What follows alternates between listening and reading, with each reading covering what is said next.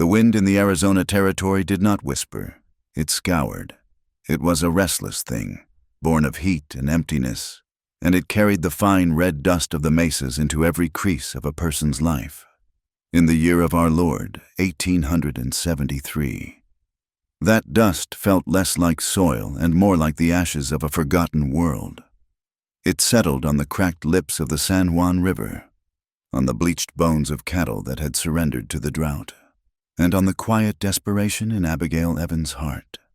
At 27, Abigail was a widow, a title that felt as ill-fitting and scratchy as the burlap sacks she used for storing grain. She had buried her husband, a good man taken by a fever back in Kansas, and with him, she had buried a life that was supposed to have been soft and predictable. Instead of surrendering to the pity of her in-laws, she had gathered her small inheritance, her knowledge of ledgers and sums, and come west. She had purchased a sliver of land where the stagecoach trail bent south, building a small, sturdy way station from cottonwood and adobe. It was a lonely enterprise, a place of transit for dusty, tired men, but it was hers. Every plank, every nail, was a testament to her refusal to crumble. The heat of this particular afternoon was a physical weight. It pressed down on the roof of the station, shimmered in waves above the packed earth of the yard, and baked the silence into something solid. Abigail stood in the doorway, wiping a sheen of sweat from her brow with the back of her hand, her gaze fixed on the western horizon. The stage from Prescott was late. That was not unusual in a land where time was measured by the sun's brutal arc. But a knot of unease tightened in her stomach all the same. The air was too still, the silence too profound. Even the buzzards that usually circled high above seemed to have sought shelter from the oppressive glare. She ran a hand over the smooth, worn wood of the doorframe. The station was modest, a main room that served as a tavern and dining hall, a small kitchen behind it, and 2 sparse rooms for overnight guests. Outside, a corral and a small barn stood against the vast, empty landscape. It was not much, but after 6 months of relentless work, it was beginning to feel like a home. She had planted a stubborn little willow tree near the well, coaxing it to life with bucket after bucket of precious water. It was a small, green rebellion against the endless red and brown. The sound, when it came, was not the familiar rumble of the stagecoach. It was the frantic, percussive thunder of horses ridden hard and fast, a sound of panic that ripped through the afternoon stillness. Abigail's hand flew to her throat. She stepped back from the doorway, her heart hammering against her ribs.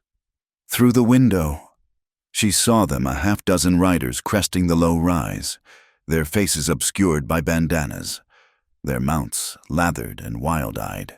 They were not chasing the stage. They were driving it, herding it toward her station like wolves harrying a wounded deer. The stagecoach careened into the yard, one of its lead horses stumbling.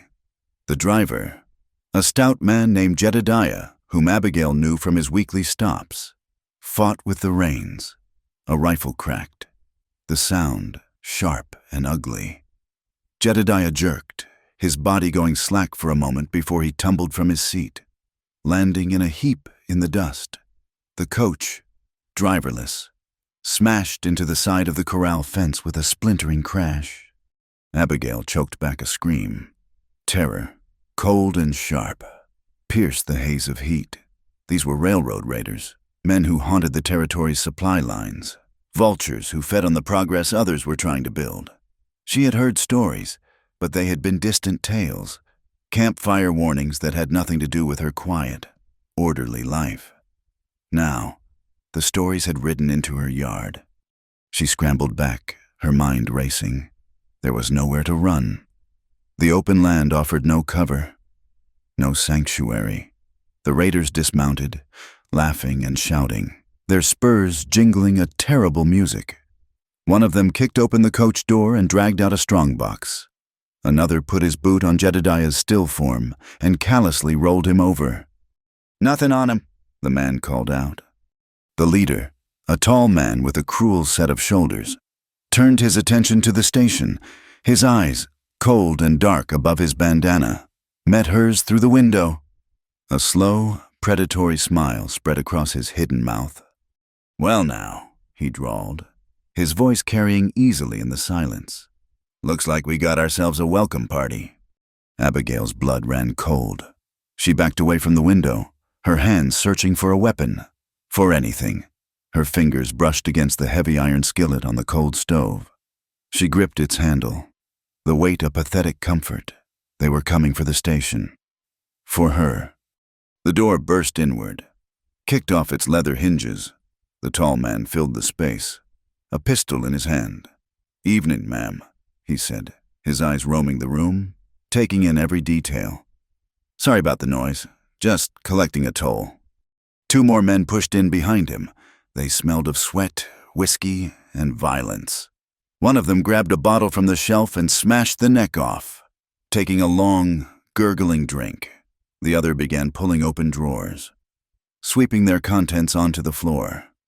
"There's nothing here for you," Abigail said, her voice a reedy tremor she barely recognized. "Just supplies for the stage line."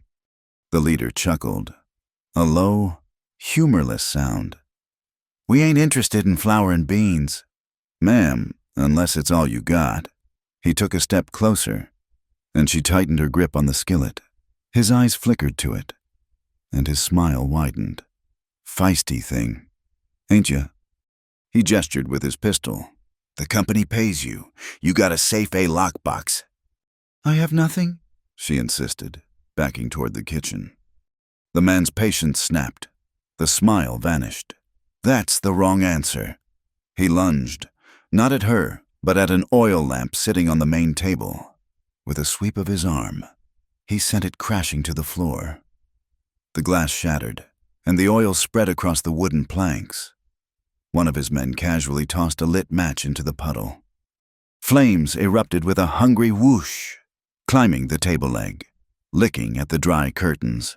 The heat was instantaneous and ferocious. Smoke, thick and black, began to fill the room. "Last chance, ma'am," the leader said, his voice hard above the growing roar of the fire. Panic seized her. She could not breathe. The smoke was a clawing beast in her throat. She stumbled backward, deeper into the kitchen, coughing, her eyes streaming. The men, their work done, were already backing out, their laughter echoing as they retreated from the inferno they had created. The station, her home, her entire world, was being consumed. The fire spread with unnatural speed, feeding on the dry wood and the relentless wind that now gusted through the broken door. The ceiling groaned. A burning beam crashed down, blocking her path back to the main room. She was trapped. Heat pressed in from all sides, searing her skin, stealing the air from her lungs. She sank to the floor, her legs giving out, the skillet falling from her numb fingers. This was it.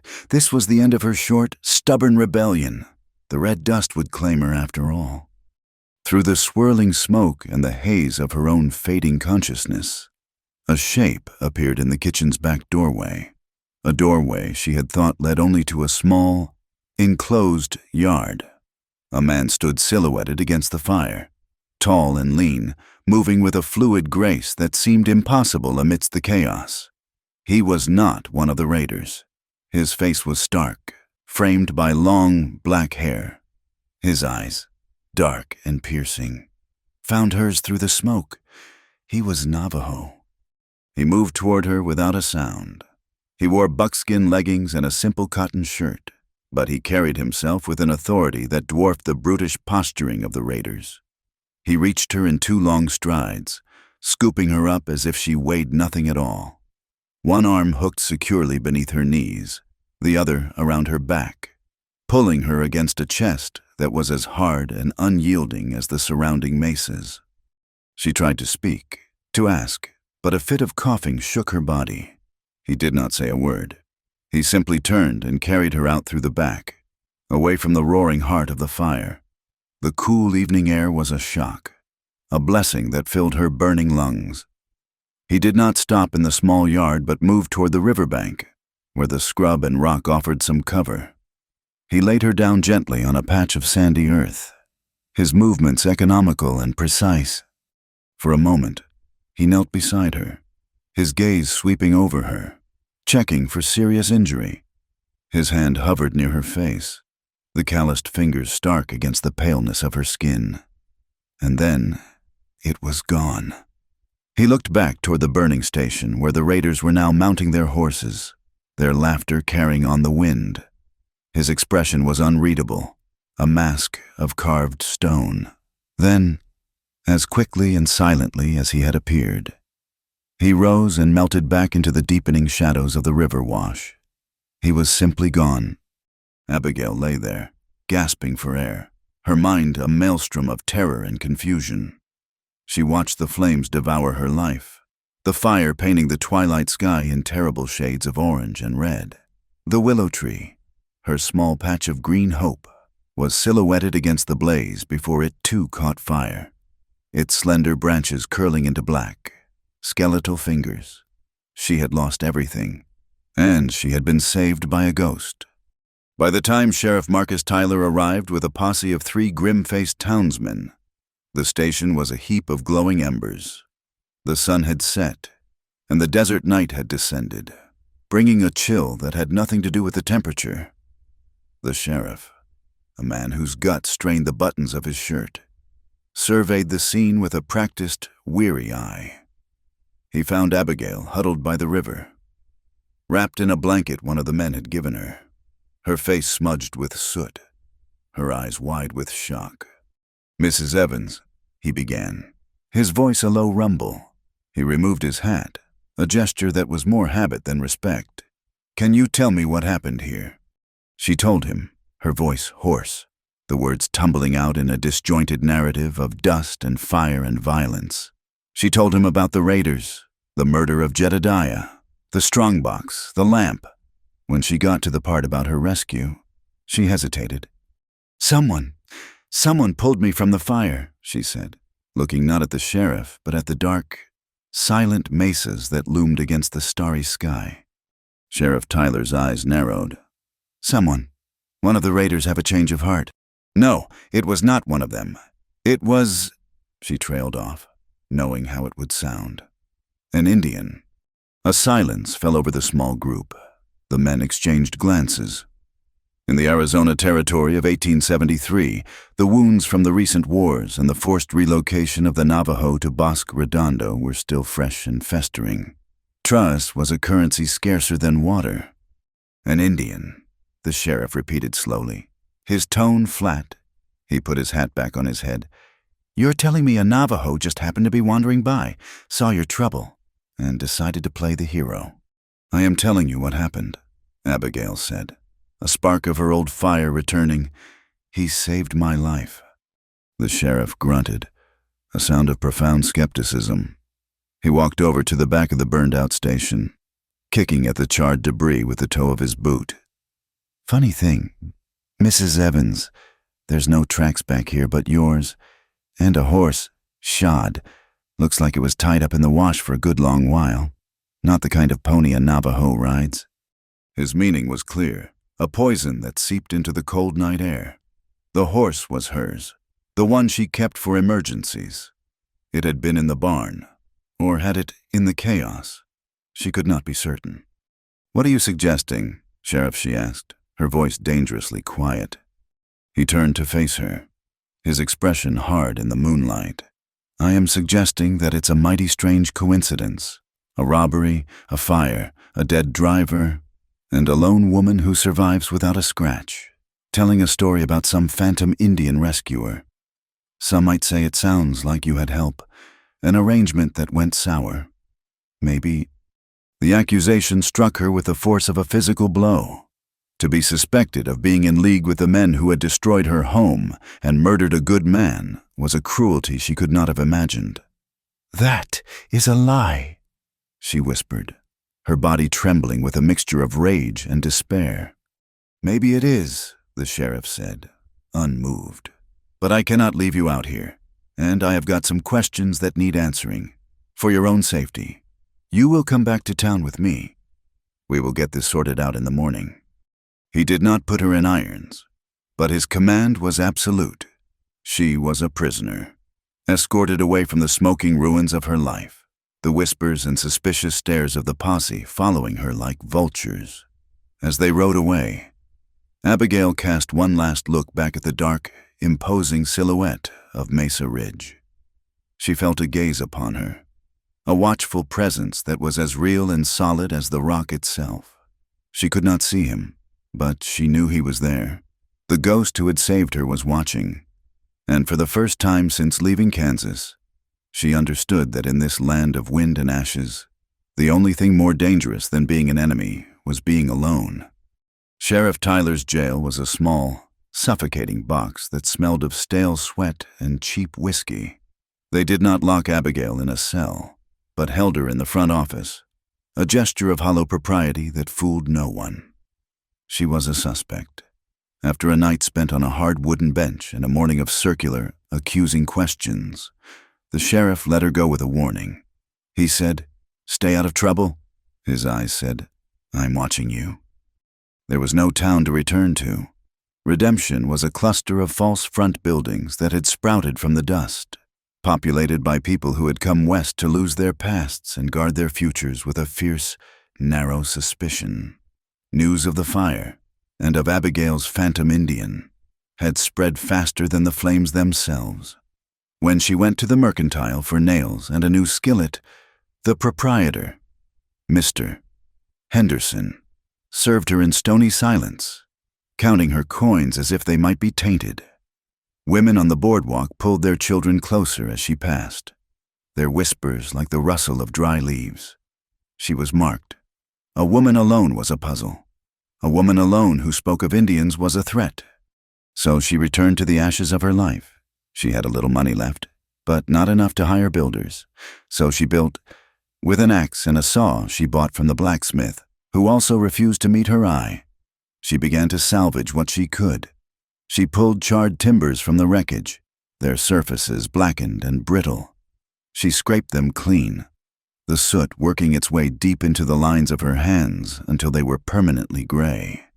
She worked under the brutal sun, her muscles screaming, her grief a hard, hot coal in her chest. Each swing of the hammer was an act of defiance. Each plank she wrestled into place was a word in an argument she was having with the entire world.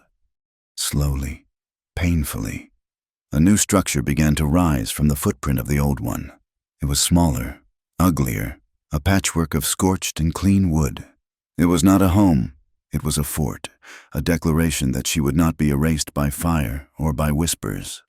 The townsfolk who passed on the stagecoach trail would slow their horses, staring at the lone woman and her ugly, defiant shack. They saw a fool, or perhaps something worse. Abigail did not care. Their scorn was fuel. The weather turned in late autumn. The relentless sun gave way to a sky the color of slate, and the wind, always a constant companion, gained a new, vicious edge. One afternoon, the horizon to the west turned a sickly yellow-brown. A wall of dust, a mile high, was rolling toward her, consuming the landscape. A sandstorm. She had heard of them. Storms that could strip paint from a wagon and bury a house in a single night. She worked frantically to secure what she could, hammering loose boards, dragging her few supplies inside the half-finished shelter. Her horse, a sturdy gelding named Patch, grew skittish in his small corral. His eyes rolling, she led him into the shelter with her, the small space now crowded and smelling of animal fear. The first gust of wind hit the shack like a physical blow, shaking the new walls. Then the world outside vanished. Red dust seeped through every crack, thick and choking. The light faded to a deep, claustrophobic twilight. The sound was a deafening, continuous roar, as if the world were being ground to pieces.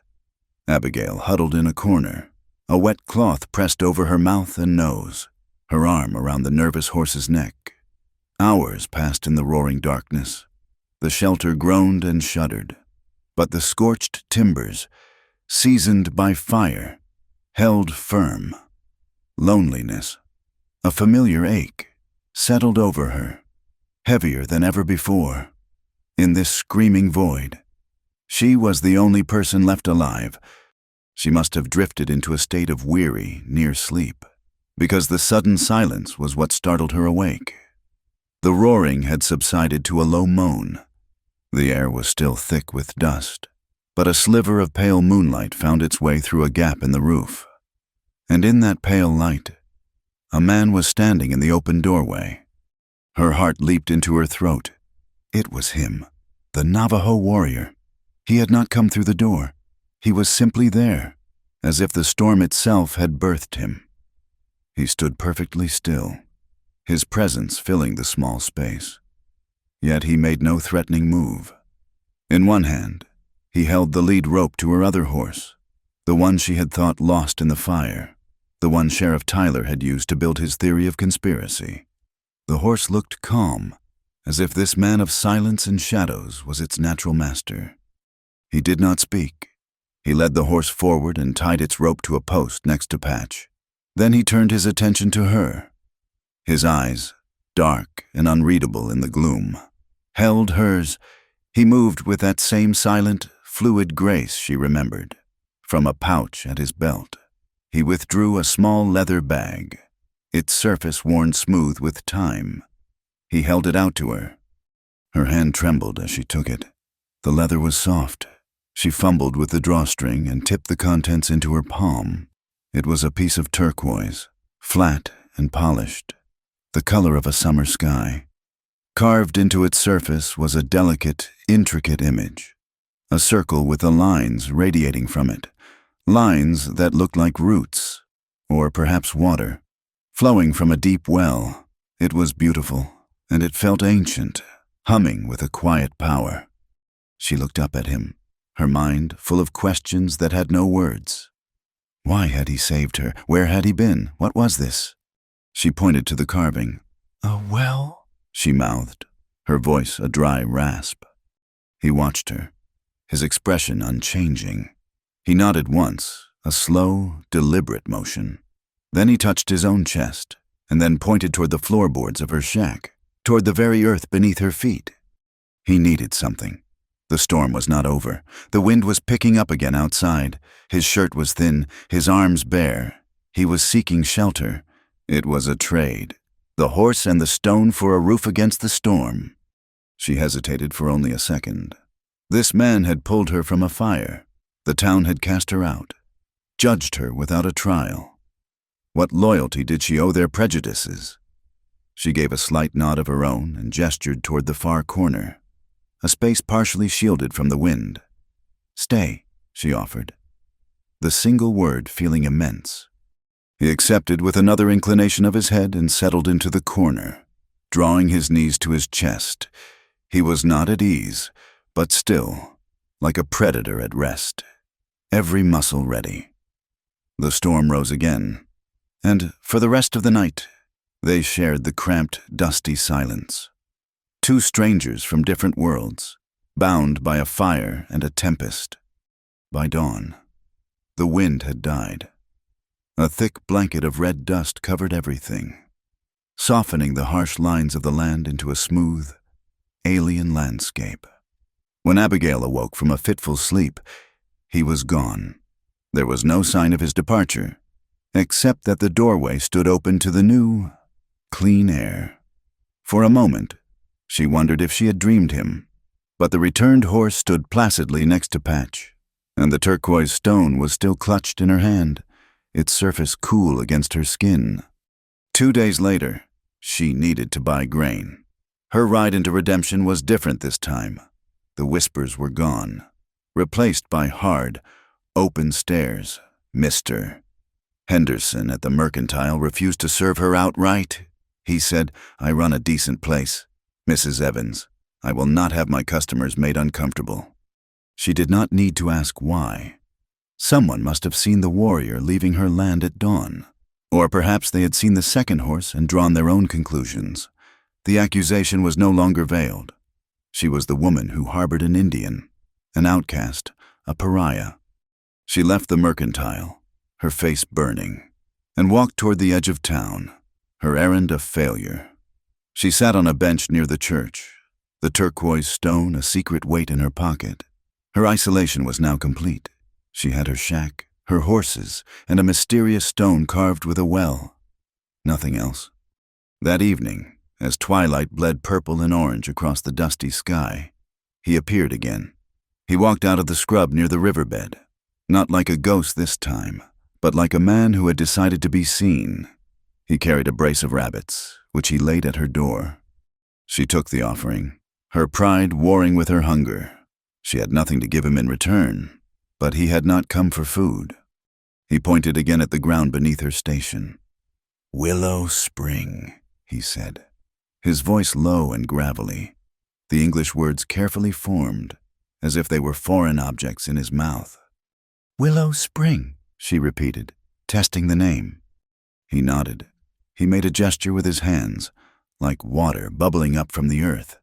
Then he drew a sharp line in the dust with his finger, a line that led away from her property, toward the east. He made a digging motion, then a gesture of many men in uniform. Soldiers, he said. They took the water, buried the spring. The pieces began to click into place, forming a picture she had been too blind to see. The strange dryness of the land right here, the way the river ran so low. Her own well, which she had to dig so perilously deep to find even a trickle of water. The willow tree she had planted, an echo of a name she had never heard. Her land was not just a random patch of dirt on a stagecoach trail. It was a place of significance. It was Willow Spring. She looked from his hard, earnest face to the turquoise in her hand, the carved well. It was a map, a memory, a promise. This was not just about her burned-down station anymore. It was about stolen water, a buried life source, an injustice that ran deeper than her own personal tragedy. The railroad raiders, Sheriff Tyler's suspicions, the town's scorn, they were all ripples spreading from this single, hidden act. She looked at the warrior, whose name she did not even know. A man who was an enemy to her people, yet who had twice come to her aid. In his dark eyes, she saw a reflection of her own stubborn defiance. He was fighting for his past, and she was fighting for her future, and their paths had converged. Right here, on this stolen, sacred ground, an unlikely, dangerous alliance was being forged in the red dust. And Abigail Evans, the widow from Kansas, finally had a fight that was truly her own. His name, she learned, was Talon. He spoke it as if it were a stone he had been carrying in his mouth for a very long time. He said little else, but his silence was no longer empty. It was filled with a shared purpose that hummed between them like a taut wire. Abigail's life, once measured by the arrival of the stagecoach and the sale of lukewarm beer, was now defined by the sun and the shadows, by the subtle language of the land that Talon was beginning to teach her. His words about a buried spring had planted a seed of obsession in her mind.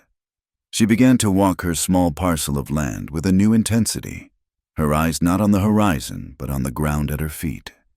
She was looking for a scar, a seam, anything that suggested the earth had been disturbed. For days she found nothing but cracked dirt and stubborn scrub. Then, one morning, she noticed it, a faint, almost imperceptible line where the vegetation was a fraction greener, a shade healthier.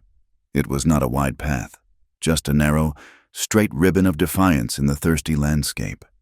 It ran from the direction of the old Willow Spring, straight east, disappearing toward the low, hazy mountains that framed the Silver Bend mining district. She spent the entire day tracing it, her heart a slow, heavy drum in her chest. The line was too straight to be natural. It was the work of men. As dusk fell, she was kneeling, digging with her bare hands at a spot where the line seemed to rise slightly. Her fingers hit something hard, cold, and smooth. Metal. She scraped away the dirt with frantic energy, uncovering a section of iron pipe, as thick around as her thigh. A low, deep hum vibrated through it, a sound she could feel in her bones, the sound of running water. A shadow fell over her. She looked up. startled to see Talon standing there, his face impassive in the fading light. He had been watching her. He looked down at the exposed pipe, then back at her. No surprise registered in his eyes. He already knew. He pointed east, his meaning clear. Follow it. The journey began the next night. They moved under the cloak of darkness, two silent figures in a vast, moonlit world. Talon taught her to walk without sound, to use the contours of the land for cover, to read the stars. By day, they found shelter in rocky outcrops or deep arroyos, sleeping in shifts, eating the dried meat he carried and the little she had brought. During those long, silent days, a strange comfort grew between them. She would watch him mend his moccasins, his hands deft and sure. He would watch her write in a small journal she had salvaged, her brow furrowed in concentration. They were two different worlds, orbiting each other in a shared, dangerous space. The pipe led them away from the river, deeper into the Badlands, a broken, hostile country of canyons and mesas. After 3 nights of travel, Talon held up a hand. Stopping her, he pointed toward a narrow canyon ahead. The smell of wood smoke tainted the clean desert air. Voices, rough and loud, drifted on the wind. They crept to the canyon's edge and peered down. A small camp was nestled below, beside a clear, running stream that fed into a series of rock pools. 6 hard-looking men were gathered around a fire. They were not soldiers. They were mercenaries, their faces hard-bitten, their guns worn with familiar ease.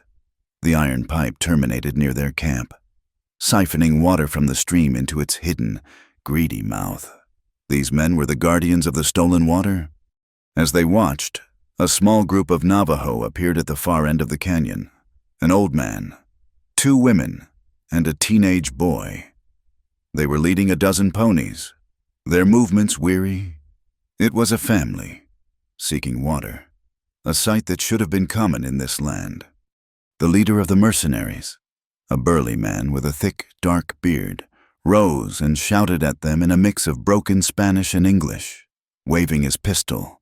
The old man tried to reply, gesturing to the thirsty animals, his voice calm and pleading. The mercenary laughed. He and 2 of his men strode over to one of the largest rock pools. Upstream from where the family waited, the man with the beard was carrying a heavy canvas sack. With a theatrical heave, he upended it, and a stream of coarse white powder tumbled into the clear water, turning it milky. Abigail gasped, her hand flying to her mouth. Talon's body went rigid beside her, his hand clenching into a fist. They were poisoning the water. The mercenaries ambled back to their fire, watching with casual amusement. The thirsty ponies, smelling the water, could not be restrained. They broke away from the boy and surged forward, lowering their muzzles to the tainted pool. They drank deeply. For a moment, nothing happened. Then one of the animals shuddered, its legs buckling. It fell to its side with a low groan. Then another, and another. Within a minute, all the horses lay dead or dying around the poisoned water, their bodies twitching in the dust. The Navajo family watched in stunned, silent horror. The old man fell to his knees, his face a mask of anguish. The man with the beard roared with laughter. "Now get out!" he bellowed, firing his pistol into the air. "Before we do the same to you." The family, stripped of their wealth, their transportation, their very survival, had no choice. They turned and stumbled back the way they had come, disappearing into the twilight, leaving their dead animals behind. The mercenaries went back to their fire, opened a bottle of whiskey, and began to sing. Abigail felt a cold, hard knot of rage form in her stomach. This was not just theft. This was a calculated, monstrous cruelty. It was a war being waged in secret, a war for water, and the lives of people and animals were worth nothing to the men who fought it. She looked at Talon. His face was like a thunderhead. His jaw clenched so tightly, a muscle jumped. The pain in his eyes was ancient and deep. This was not the first time he had seen such a thing. A low rumble echoed through the canyon, not from the men below, but from the sky above. The stars had disappeared, hidden by a fast-moving bank of black clouds. The air grew heavy, electric.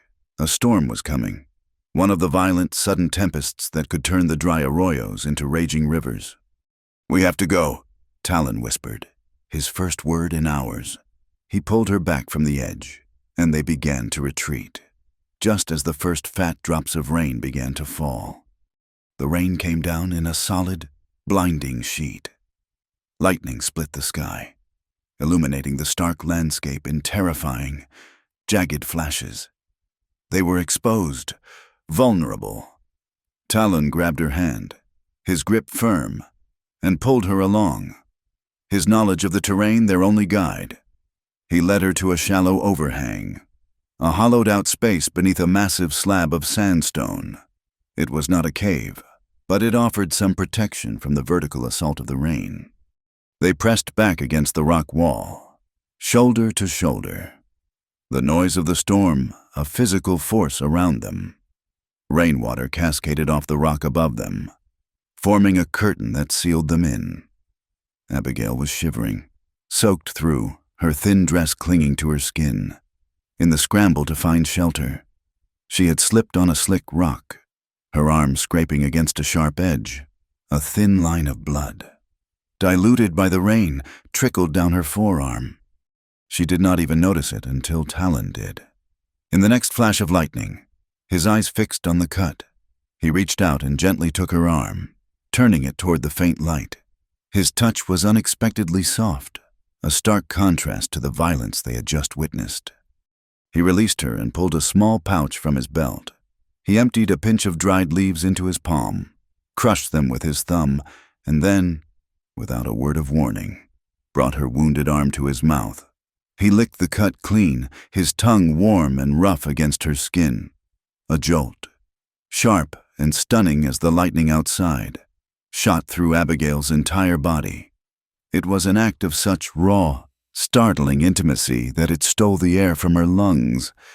He then pressed the poultice of crushed leaves onto the wound. He held it there, his calloused thumb moving in a slow, soothing circle against her skin. He was so close she could feel the warmth of his body, smell the scent of rain and damp earth and something else, something that was uniquely him.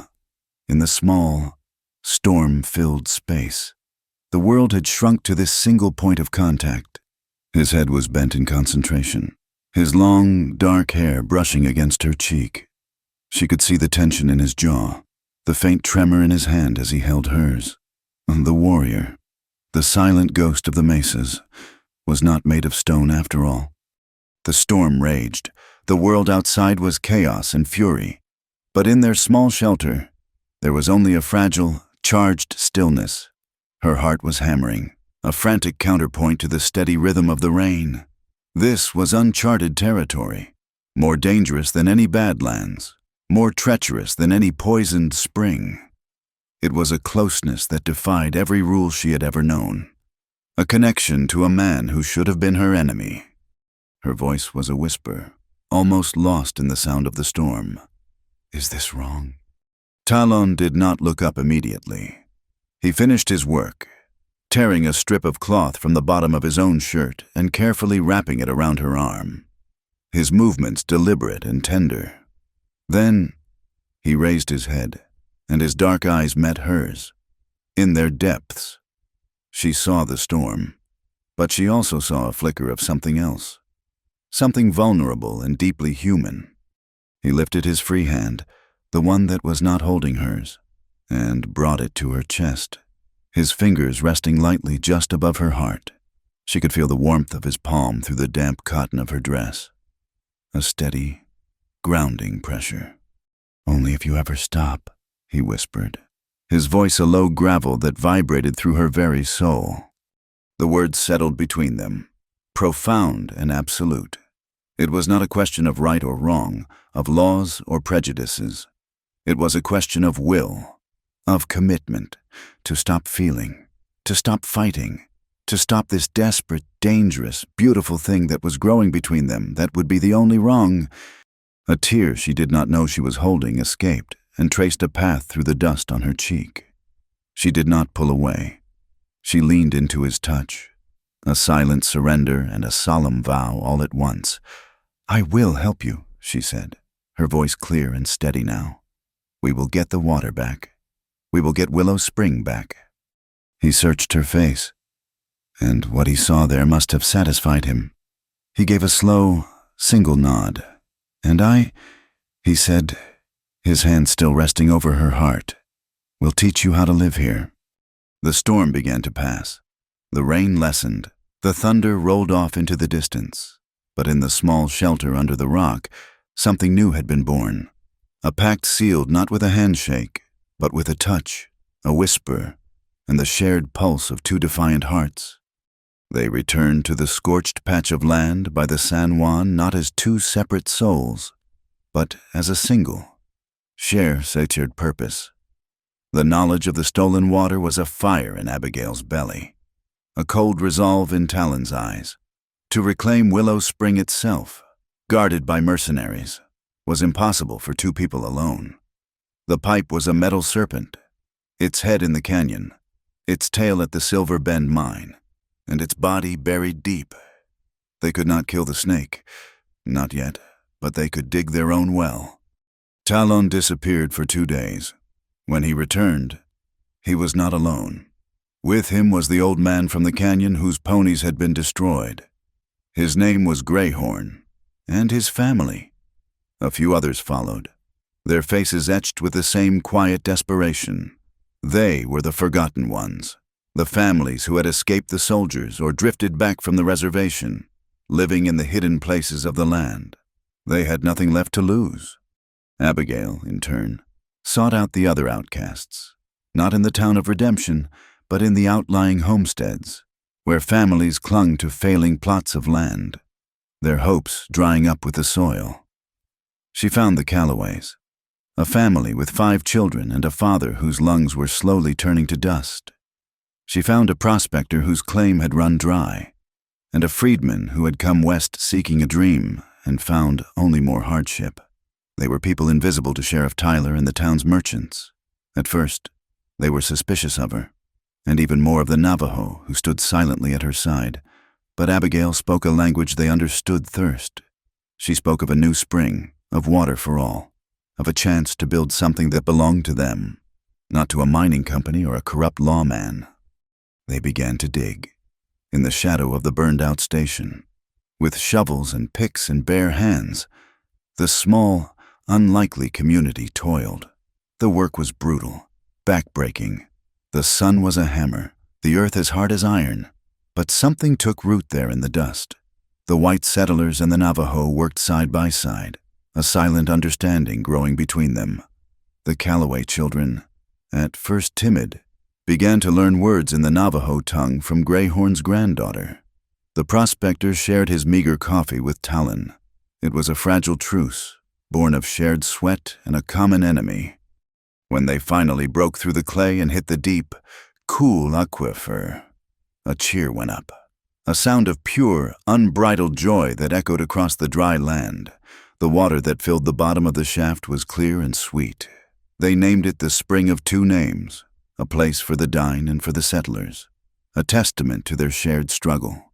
For a few days, there was hope. They were building a community, a life, around this small, precious circle of water.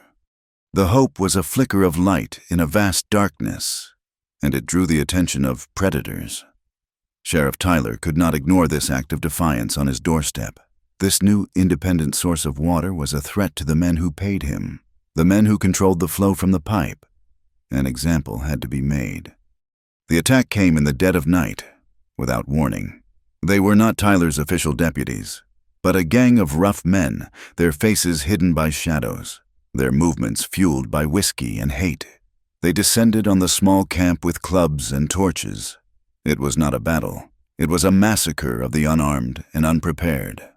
They set fire to the lean-tos, kicked over cooking pots, and beat anyone who stood in their way.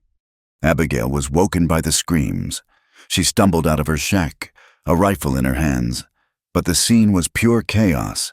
Figures running, shadows lurching, the terrible sound of wood striking flesh. A torch landed on the roof of the Calloway's tent, and it went up in a sheet of flame. In the terrible, flickering light, she saw Greyhorn's grandson, a boy of about 10 named Little Sparrow, trying to pull a young calf out of the path of the attackers. One of the thugs, a mountain of a man, swatted the boy aside with the back of his hand as if he were an insect. Little Sparrow fell, his head striking a rock. He did not move again. The violence was over as quickly as it began. The attackers melted back into the night, their work done. A terrible, stunned silence fell over the camp, broken only by the whimpers of the injured and the crackle of the remaining fires. Talon was a blur of motion, moving through the wounded, his face a mask of cold fury. But there was nothing to be done for Little Sparrow.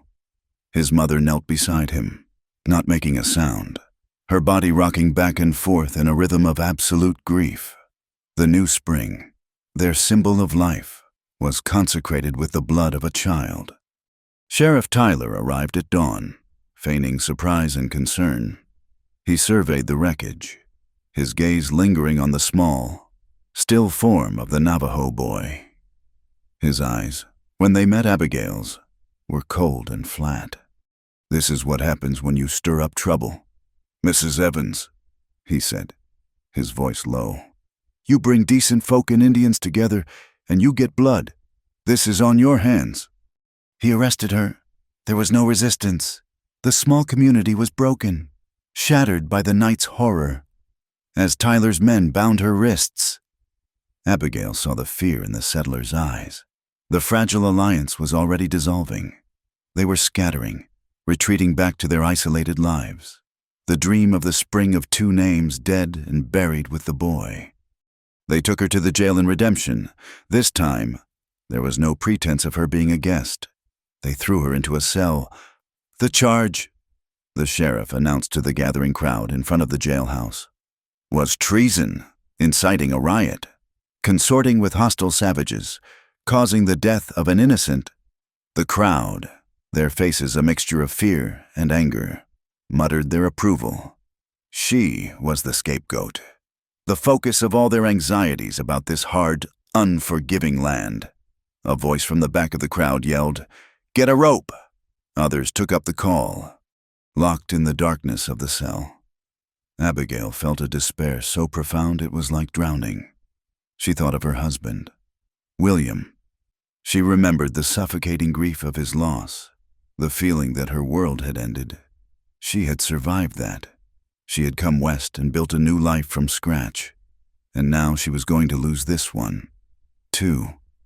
The fear was a cold, familiar serpent coiling in her gut. She had allowed herself to feel something for Talon, a dangerous, thrilling connection that had woken her from a long slumber. Now, the thought of him was a fresh agony. To love someone was to hand the world a weapon to use against you. She had lost one man she loved.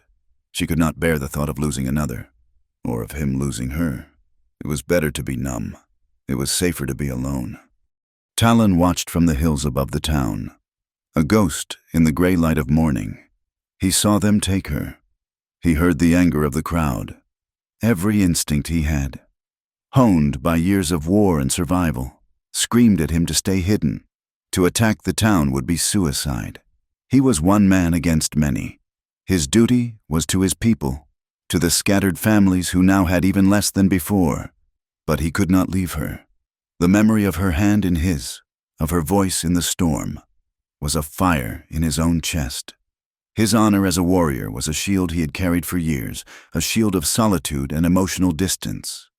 But Abigail had slipped past it. To abandon her now would be to betray not just her, but the man she had made him become. Late that night, a single guard sat dozing in a chair in the sheriff's office. A floorboard creaked behind him. Before he could fully wake, a shadow fell over him, and a hand clamped over his mouth. The guard's brief struggle was silenced, and he was bound and gagged with swift, brutal efficiency. Talon took the keys from the hook on the wall and moved to the cell door. He was a phantom, his moccasins making no sound on the wooden floor. When Abigail saw his face in the barred window, she thought for a moment she was dreaming. He unlocked the door and swung it open. He simply looked at her, his eyes holding 1,000 unspoken words. He pulled her to her feet, his touch sending a jolt of life through her numb limbs. They had to move, and move now. But as they stepped out of the cell, the back door of the office opened. Sheriff Tyler stood there, a shotgun held loosely in his hands, a look of weary certainty on his face. "I figured you would come for her," he said, his voice conversational. "I have to admit, you are bolder than I thought." Talon pushed Abigail behind him, shielding her with his body. He drew a long knife from his belt, the blade glinting in the lantern light. The sheriff chuckled. "One knife against a scattergun? I do not like your odds, son." From behind the sheriff, one of his deputies appeared, leveling a pistol. They were trapped. In that split second, with all hope seemingly lost, something in Abigail snapped. She was not a victim. She would not die in a cage or be a passive witness to Talon's last stand. She lunged, not at the men, but at the sheriff's desk. Her hand closed around the butt of the deputy's pistol, which he had foolishly left lying there when he had come in. She spun around, the weapon heavy and unfamiliar in her hand, and aimed it straight at Sheriff Tyler's chest. "Drop it," she said, her voice shaking but clear. Tyler's eyes widened in genuine surprise. He had not expected this. He looked from her to Talon, calculating. The smile vanished from his face. "You do not have the nerve, little lady," he sneered. Her hand was trembling. Every fiber of her being screamed at her to pull the trigger. This man was the source of it all. The stolen water, the attack, the dead child. One motion, one small pressure of her finger, and it would be over. Revenge, justice. But as she stared down the barrel, she saw not just a corrupt sheriff, but the endless cycle of violence that bled this land dry.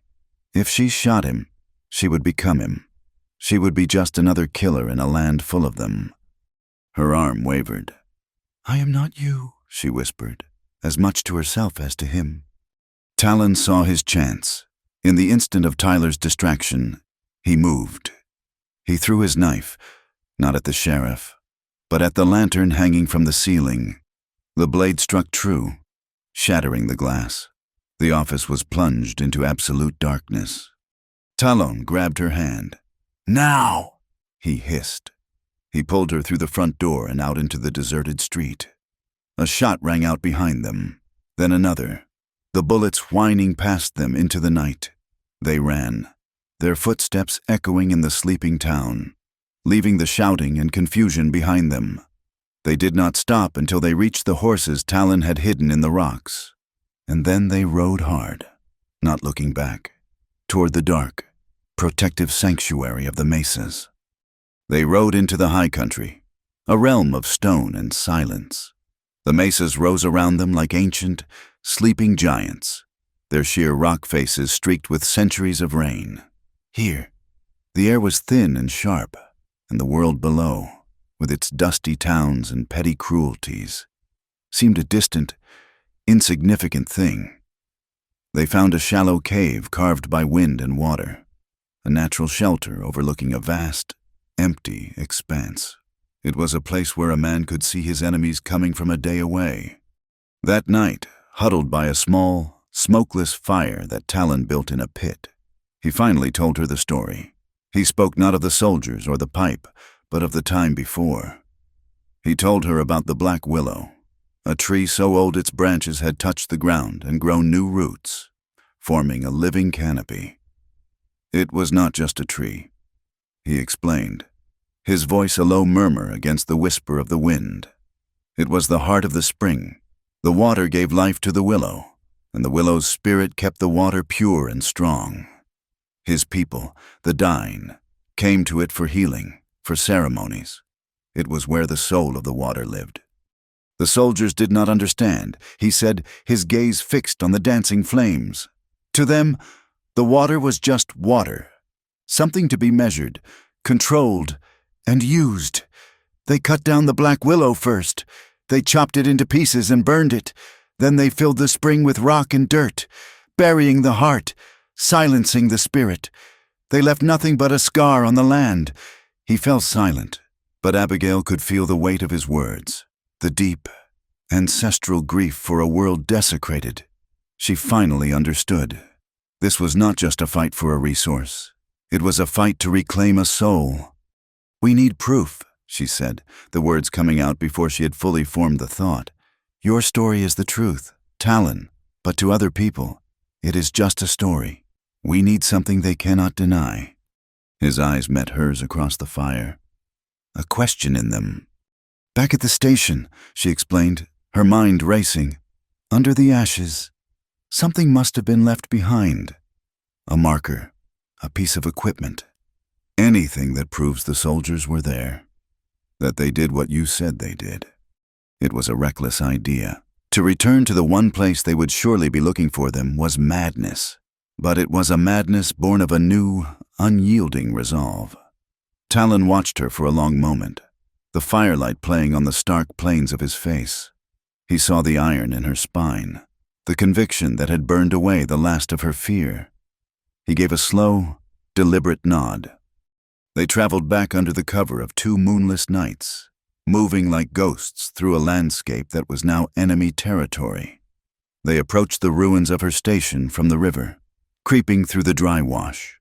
The site was as they had left it, a blackened skeleton of a life she had once known. But now, it was not a graveyard of her past, but a battlefield for her future. They began to dig in the soft earth near where her little willow tree had been. The spot Talon had indicated was the center of the old spring. They used their hands and a sharpened piece of timber, the work both urgent and painstaking. Every snap of a twig, every rustle of the wind, sent a jolt of alarm through them. With every passing hour, the risk grew. Just before dawn, Abigail's fingers struck something solid. It was not a rock. It was a wooden box, bound in iron straps, its surface rotted by years of moisture. Working together, they pried the lid open. Inside, nestled in a bed of what had once been oilcloth, was a leather satchel, and inside the satchel was a roll of papers. She unrolled the top one carefully in the faint, gray light. It was a map, drawn with the precise, angular lines of a military surveyor. It clearly showed the location of Willow Spring, marked with an official United States Army topographical seal dated 1866, and across the location of the spring, scrawled in a bold, authoritative hand, were 2 words decommissioned and buried. It was the proof.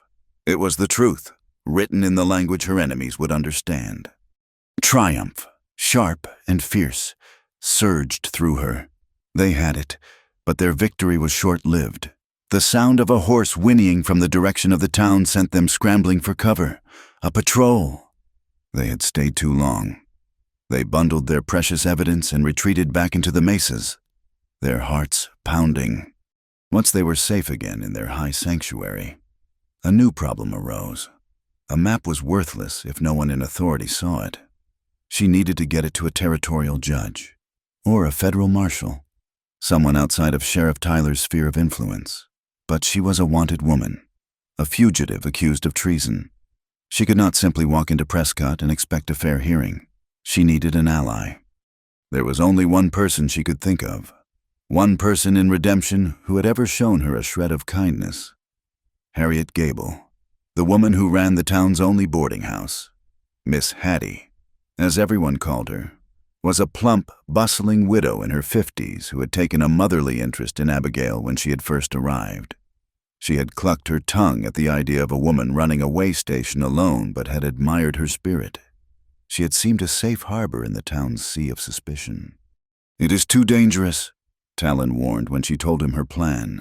"You cannot trust these people." "I trust her," Abigail insisted. "She is a good woman, and we have no other choice." Leaving Talon and the map hidden in the high country, Abigail made her way back toward Redemption. She traveled by night, arriving on the outskirts of the town just as the first light of dawn was breaking. She slipped through the back alleys, her heart a trip hammer against her ribs, and came to the rear entrance of the boarding house. She tapped softly on the kitchen door. After a long moment, the door opened a crack. Miss Hattie's face appeared, her expression a mixture of shock and fear. "Good heavens, child," she whispered, pulling Abigail inside and quickly bolting the door. "They will hang you if they find you here."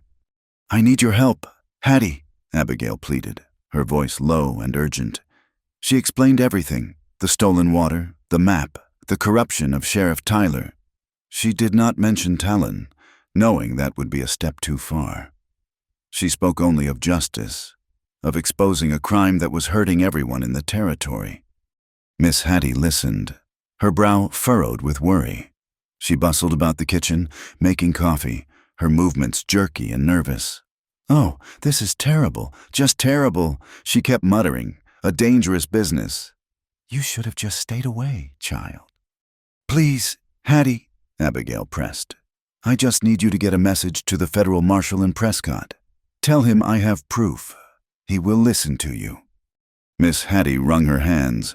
"I do not know. Sheriff Tyler is a powerful man, and the mine, Mr. Dawson, who runs it, he practically owns this town. To go against them." She looked at Abigail, her eyes filled with a strange, pitying light. "You poor, foolish girl." She reached out and patted Abigail's cheek, a gesture that suddenly felt cold, reptilian. "You just rest here a moment. Let me think on it." She left the kitchen. Abigail sank onto a stool, a wave of relief washing over her. Hattie was afraid, but she would help. She had to, but the silence that followed stretched on for too long. A prickle of unease ran down Abigail's spine. The comforting, familiar kitchen suddenly felt like a trap. She stood up, her instincts screaming at her to run. Just as she reached the back door, she heard the heavy tread of boots in the main hall. The kitchen door swung open, and Sheriff Tyler stood there, a triumphant smirk on his face. Behind him stood a tall, well-dressed man with cold, calculating eyes. This had to be Dawson, the owner of the Silver Bend mine. And behind them both stood Miss Hattie, her face pale, her eyes refusing to meet Abigail's. In her hand, she clutched a small, heavy purse that had not been there before. "I am so sorry, child," the older woman whispered, her voice trembling. "The reward, it is a lot of money." The betrayal was a physical blow. Knocking the air from her lungs, the sheriff's men seized her. As they dragged her out, Dawson leaned in close, his voice a venomous hiss. "You and your savage friend have been a nuisance," he said. "Now, the nuisance will be removed. Tell us where he is, and I might persuade the sheriff to make your hanging quick." Abigail spat in his face. "Deep in the mesas." Talon waited. As the sun reached its zenith and Abigail did not return, a cold certainty settled in his gut. He had been right. She had walked into a trap. He could not storm the town alone, but he could not leave her there to die. He began to move, a silent, vengeful shadow descending from the high rock. He was spotted on the edge of town, just as they had known he would be.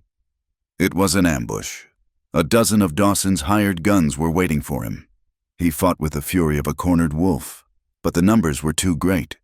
A bullet grazed his side. Another tore through the muscle of his thigh. He went down, overwhelmed, and they swarmed him, beating him into unconsciousness. When Abigail saw them drag Talon's limp body into the makeshift garrison they had set up at the edge of town, something inside her broke. The fear, the despair, it all burned away, leaving behind a core of pure, cold rage.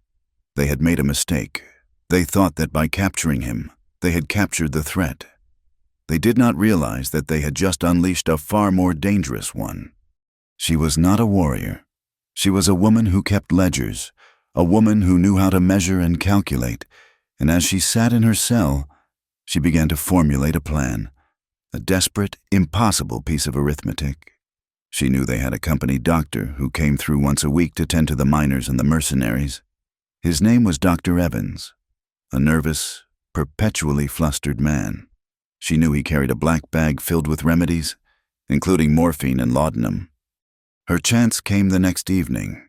They had locked her in a storeroom at the garrison, a more secure location than the town jail. Through a crack in the door, she saw Dr. Evans making his rounds. She saw him leave his bag on a table while he went to speak with Dawson. It was now or never. With a piece of wire she had pulled from her corset, she worked at the primitive lock on her door. It took an agonizingly long time, her fingers raw and bleeding. But finally, the lock clicked open. She slipped out, her heart in her throat. She grabbed the doctor's bag and a spare coat and bonnet that were hanging on a peg, likely belonging to one of the camp women.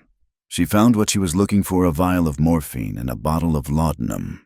She crept to the guard post where two men stood watch over the room where they were holding Talon. She offered them a canteen of water, her face hidden by the bonnet, her voice a mumble about the heat. They drank gratefully. The water was heavily laced with laudanum. Within a half hour, both men were slumped in their chairs, lost in a deep, unnatural sleep. Abigail, her hands shaking so badly she could barely function, slipped into the room. Talon was chained to the wall, his face bruised and swollen, his breathing shallow. He was conscious, but barely.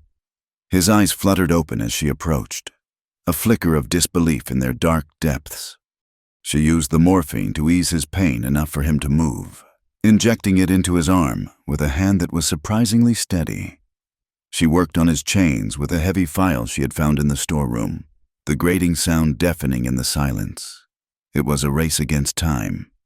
Just as the final link broke, she heard footsteps approaching.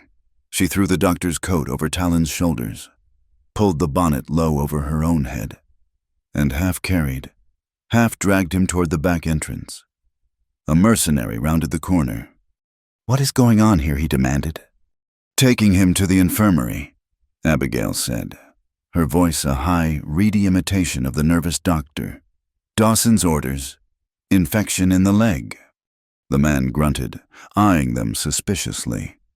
But the sight of the doctor's coat and bag was enough to satisfy his lazy mind. He waved them on. They staggered out into the cold night air and into the labyrinth of rocks behind the garrison. They did not stop, even when Talon's legs threatened to give out, even when her own lungs burned for air. They climbed, pushing upward, back toward the safety of the mesas. Hours later, they collapsed in a hidden alcove high on the mountain. Talon was weak, feverish. Abigail tore strips from her petticoat to clean and bind his wounds. As she worked, a strange, weightless feeling came over her. The first delicate flakes of snow began to drift down from the starless sky, melting on her face like cool tears. The snow would cover their tracks. It was a gift, a silent blessing from a world that had shown them nothing but cruelty.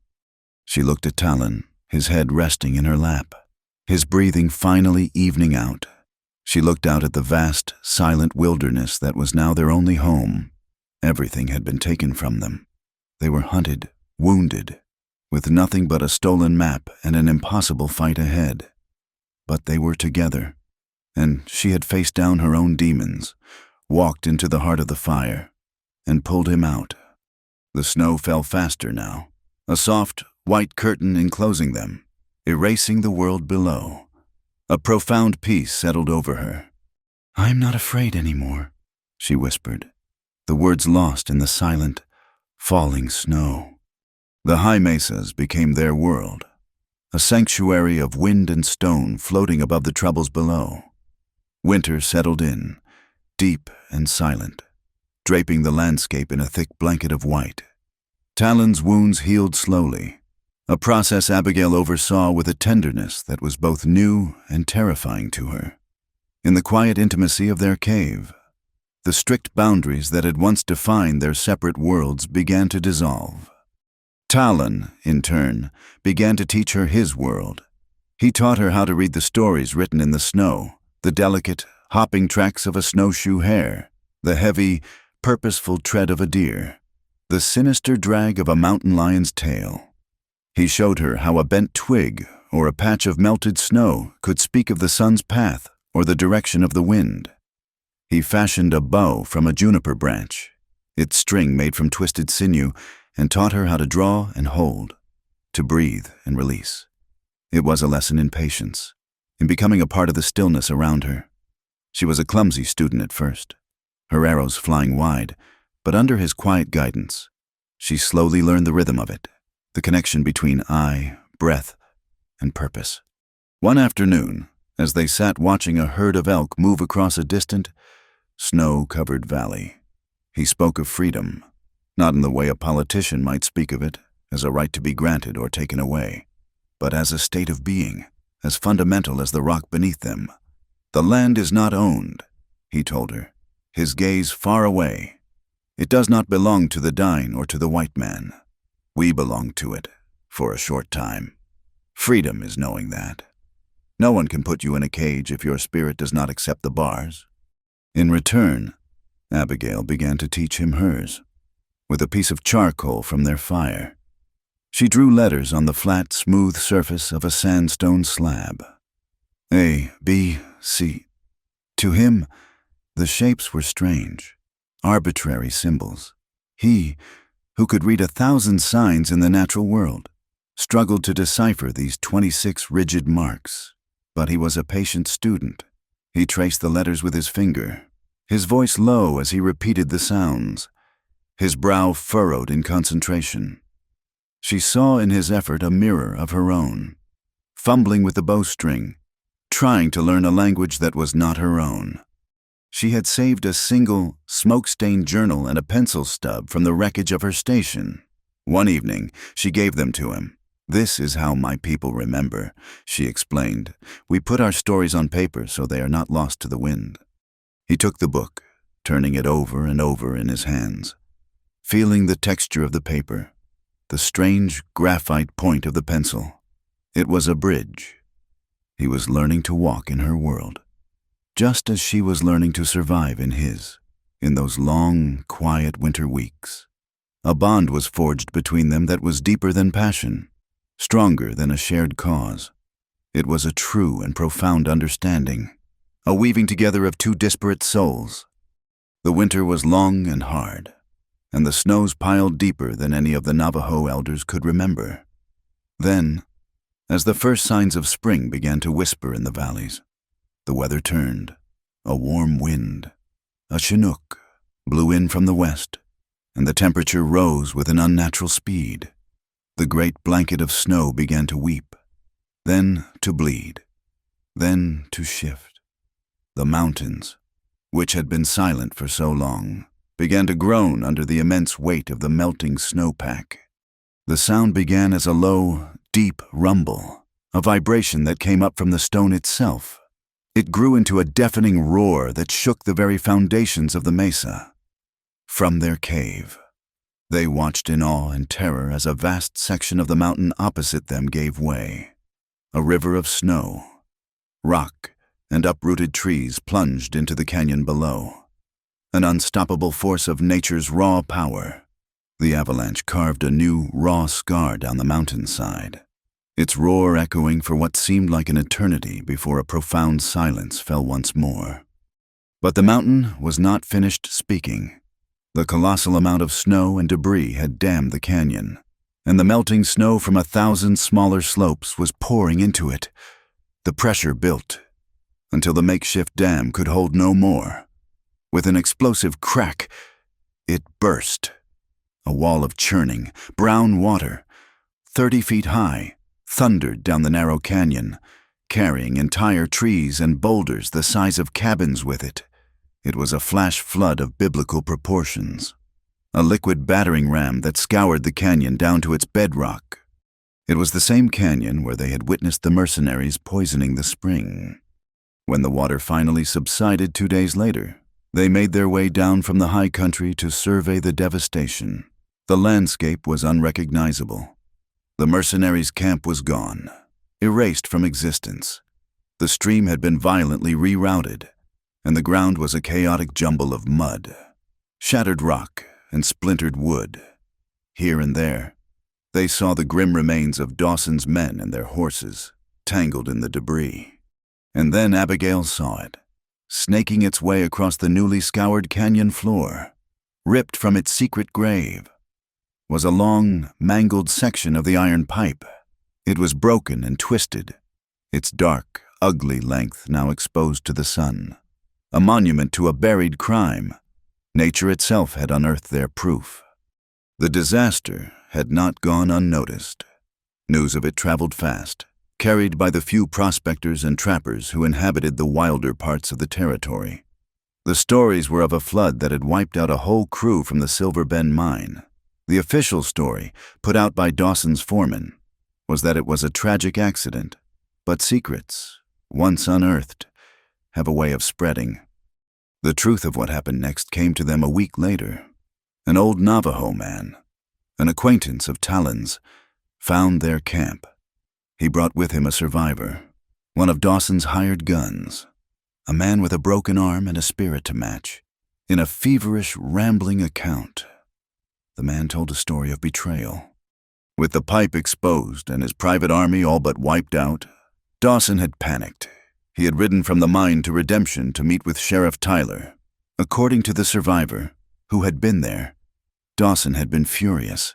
He blamed Tyler for everything, for not getting rid of the woman and the Indian, for letting the situation spiral out of control. He told the sheriff that the operation was finished, and that Tyler would have to be the one to take the fall, to explain the illegal pipe and the dead men to the territorial authorities. Sheriff Tyler, a man accustomed to being the one in control, had not taken kindly to being made the scapegoat. He had argued, threatened, and told Dawson that if he went down, he would take the mine owner with him. There, in the middle of Redemption's dusty Main Street, with his operation in ruins and his future in jeopardy, Dawson had made a final, ruthless calculation. He had pulled a pistol from his coat and shot Sheriff Tyler dead. The news was a seismic shock. Their world had been turned upside down. One of their enemies was dead, but the other, the true head of the snake, was now a cornered, desperate animal. The survivor confirmed their fears. Dawson was liquidating his assets, gathering his gold, and preparing to flee to Phoenix, to disappear into the growing anonymity of the bigger cities, forever beyond their reach.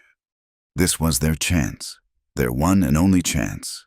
The power vacuum in Redemption, the physical proof of the pipe lying twisted in the canyon, the fear and uncertainty among the townsfolk. It was a perfect storm of opportunity. Abigail knew what she had to do. She was no longer just a survivor, a fugitive hiding in the mountains. She was the keeper of the truth. She looked at Talon, and he saw the transformation in her. The quiet homesteader forged into a leader by fire and betrayal. She took the map, the one they had dug from the ashes, and rode down from the mesas. She did not ride to Redemption, but to the scattered, hard-scrabble homesteads, to the people she had tried to unite at the Spring of Two Names. She found the Callaways, living in a makeshift tent, their faces gaunt with hunger. She found the old prospector, his spirit as dry as his claim. She showed them the map. She told them about the exposed pipe, about Tyler's death, about Dawson's plan to escape. "This is not just about the Navajo's water anymore," she told them, her voice ringing with a conviction she had not known she possessed. "This is about our land." Dawson and Tyler thought they could own it, that they could own the water, that they could own us. They were wrong. Now, one of them is dead, and the other is running. We cannot let him escape. We cannot let him take the wealth he stole from this ground and leave us with nothing but dust and graves. We have the proof. Now we need to deliver the justice. Then, with Talon at her side, she went to Greyhorn and the other Navajo families. She made the same plea. Talon spoke after her, not as a warrior calling for war, but as a man seeking a reckoning, a balancing of the scales. Slowly, hesitantly at first, they came together, a handful of gaunt, grim-faced settlers, a dozen stone-faced Navajo warriors, a community of the dispossessed, the broken, and the forgotten. They were not a posse. They were an army of ghosts, risen from the ashes of their own lives. with Abigail at their head, the map tucked safely in her saddlebag and Talon riding silently at her flank. They rode out. Their destination was the trail to Phoenix. Their purpose was to intercept a man who believed he was above the law. The mountain had spoken with a voice of thunder. Now, the people of the valley would deliver the echo. The narrow canyon leading south was the only viable path for a man in a hurry with a wagon full of gold. Talon knew its every twist and turn, every rock and shadow. It was here they would make their stand. They worked through the night, a silent, determined force. The Navajo warriors, masters of the high ground, positioned themselves on the canyon rims, armed with bows and a few old rifles.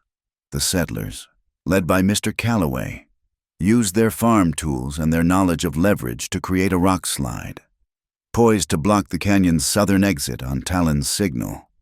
Abigail stayed at the northern entrance, the designated choke point where the trap would be sprung. She was not a warrior, but she was the heart of this strange army, her presence a steadying force for the nervous settlers. She held the map, the paper truth that had cost them so much. They did not have to wait long. Just after dawn, the sound of a fast-moving wagon echoed from the canyon walls. It was Dawson, driving a team of 4 horses, a lone outrider flanking him. He was making a run for it, his face a mask of grim determination. Talon gave the signal, a hawk's cry that was answered by another from the far ridge. The attack was swift and overwhelming. Arrows rained down from the cliffs, thudding into the sides of the wagon. The outrider cried out, clutching his chest as he tumbled from his horse. Dawson, cursing, whipped the team onward, trying to outrun the assault. Just as he rounded the first major bend, a volley of rifle fire from the settlers erupted in front of him, peppering the ground and spooking the lid horses. The team reared, tangling their harnesses in a chaotic mess. The wagon slewed sideways, one wheel splintering against a rock. Dawson was trapped. He leaped from the wagon, a repeating rifle in his hands, and took cover behind the vehicle. Abigail, seeing the settlers exposed, moved forward, waving them back toward better cover. "This is not a slaughter," she shouted, her voice clear and carrying in the canyon. "We want the man, not a bloodbath." Dawson, seeing her, felt his panic curdle into pure, focused hatred. She was the cause of all of it, the woman who would not break, who would not die. He raised his rifle, not at the men shooting at him, but at her. A shot rang out, deafening in the enclosed space. A searing, white-hot pain exploded in Abigail's left shoulder. She staggered back, a cry of shock escaping her lips, her hand flying to the wound. The world tilted, the colors of the rock walls blurring at the edges. She stumbled and fell, the precious map slipping from her grasp and fluttering to the dusty ground. Talon saw her fall. A guttural roar of pure rage tore from his throat. For a moment, he was no longer a leader, no longer a strategist. He was a warrior, a protector, and the woman he loved was hurt. He broke cover, moving with a speed that seemed impossible, charging Dawson's position with only a knife in his hand. The settlers, seeing his charge, redoubled their fire, forcing Dawson to keep his head down. But Dawson was a cornered rat, and he had one final, terrible trick. He was a miner. He understood the power of the earth. Scrambling to the back of his wagon, he pulled out a crate, dynamite. With frantic, desperate movements, he wedged several sticks into a deep fissure in the canyon wall, the very wall that loomed over the patch of ground where Willow Spring lay buried. His plan was clear and monstrous. If he could not have the water, he would bury it forever under 1,000 tons of rock. He lit the long fuse with a trembling hand. It began to hiss and spit, a deadly snake of fire crawling toward the heart of the stone. The settlers saw the burning fuse and fell back in terror. A rock slide. He was going to bring the whole wall down. Talon saw it, too. He was only yards from Dawson now, but the fuse was burning fast. Abigail was on the ground, dazed from her wound. directly in the path of the potential rockfall. The map lay only a few feet from her. Dawson, his work done, turned to make a final, suicidal stand, raising his rifle. But an arrow from the rim, loosed by Greyhorn, took him through the throat. He fell without a sound, his reign of greed and violence ending in a dusty, anonymous heap. But the fuse still burned. There was no time. Talon did not hesitate. He ignored Dawson's body and lunged past it. Not for the dynamite, but for the fuse line itself. He knew he could not put it out, but he might be able to rip it free from the blasting caps. He grabbed the hissing, burning cord with his bare hand, the heat searing his flesh. He pulled, yanking with all his strength. The world erupted in a blinding flash and a deafening concussion. The force of the explosion threw him backward. It was not the full, mountain-shattering blast Dawson had intended. Talon's desperate act had disconnected the main charges, but the blasting caps, a half-dozen of them, had detonated together. The force, concentrated and vicious, tore through his left hand and forearm, turning bone and sinew to ruin. He landed hard, stunned, a terrible, ringing silence in his ears. The pain had not yet begun. He looked down at his arm, at the mangled, unrecognizable thing that remained, a sense of detached disbelief washing over him. But his sacrifice had not been in vain.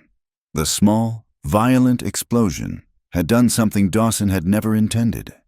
It had acted like a key in a lock, fracturing the deep, compacted layers of rock and earth the soldiers had used to bury the spring.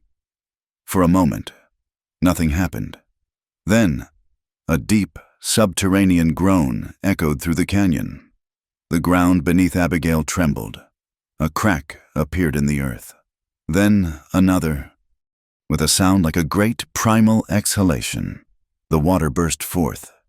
It was not a gentle seepage. It was a violent, explosive birth. A geyser of water and mud shot 30 feet into the air, red and churning, as if the wounded earth itself were bleeding. The water of Willow Spring, imprisoned for years, was free. It poured out, a roaring, unstoppable flood that began to fill the small basin, washing over Dawson's body, cleansing the ground of his presence. Fire and stone had given birth to a river. Abigail pushed herself up, her shoulder a dull, throbbing agony. She saw the rising water, the smoke and dust, and then she saw Talon on his knees, clutching the ruin of his arm, his face pale with shock. The water was already swirling around his legs. Forgetting her own pain, she scrambled to her feet and ran to him. She grabbed his good arm, pulling him back from the rising torrent, dragging him onto a higher ledge of rock. The roar of the newborn spring was all around them. The air was thick with the smell of wet earth, cordite, and blood. She knelt in front of him, her hands framing his face, forcing him to look at her. His eyes were unfocused, glazed with pain. She saw the terrible price he had paid to save her, to save the spring. All the fear, all the hesitation, all the carefully constructed walls she had built around her heart were washed away in that moment. She leaned in and kissed him. It was a kiss of raw, desperate, life-affirming intensity. It was a kiss that tasted of gunpowder and dust, of gratitude and grief, of a love that had been forged in the crucible of violence and sacrifice. In the heart of the chaos, surrounded by the ghosts of their past and the uncertainty of their future, they clung to each other, two survivors, two halves of a single, defiant soul. This was their redemption, a love that had become the only law still worth keeping. The sound of horses approaching from the north end of the canyon made them break apart. A group of riders, a dozen of them, appeared. They were not settlers or Navajo. They wore the uniforms of the United States Cavalry, and at their head rode a man with a federal marshal's star pinned to his chest. They reined in their horses, their faces a mixture of awe and disbelief at the scene before them. They saw the scattered bodies, the broken wagon, the wounded man and woman clinging to each other on a rock.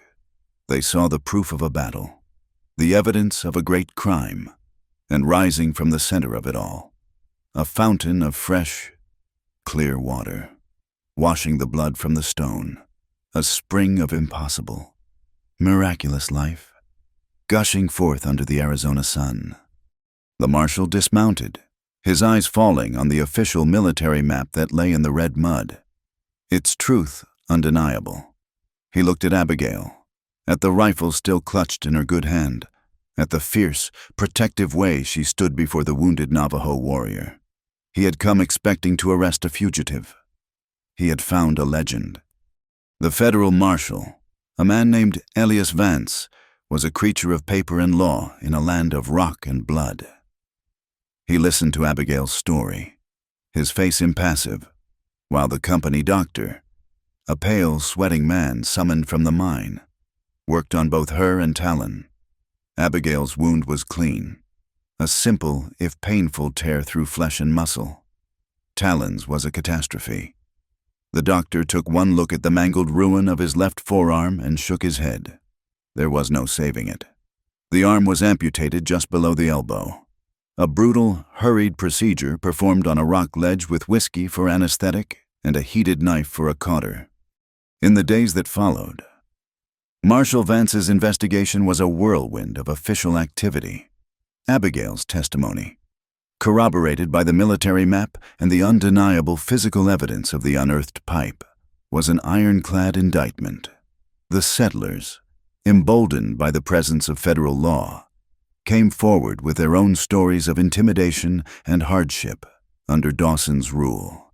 Even Miss Hattie, facing a charge of conspiracy, broke down and confessed everything, trading her knowledge of Dawson's network of corruption for a lesser sentence.